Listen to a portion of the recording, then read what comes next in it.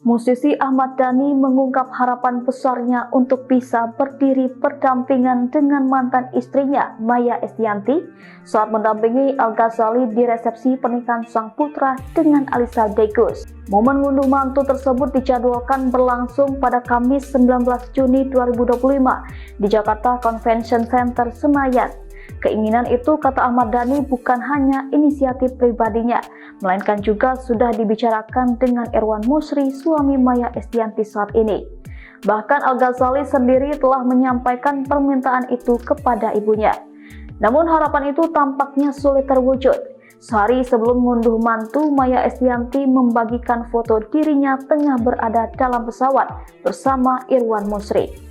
Dalam unggahan Instagram pribadinya, Maya Estianty menulis bahwa ia akan mendampingi sang suami menjalani urusan kerja ke Eropa. Kembali ke setelan awal, setelah mengantar anak menikah dan sekarang akan menemani suami kerja ke Eropa. Bye Indonesia, tulis Maya Estianty dalam captionnya dikutip Kamis 19 Juni 2025. Menggunakan tagar Air France, unggahan tersebut mengisyaratkan bahwa Maya dan Irwan sedang dalam penerbangan ke benua biru menggunakan maskapai Air France. Dalam unggahannya, Maya Estianty tampak tersenyum mengenakan jaket kulit hijau saat mendampingi Irwan yang dikenal sebagai CEO perusahaan distributor jam tangan mewah di Indonesia.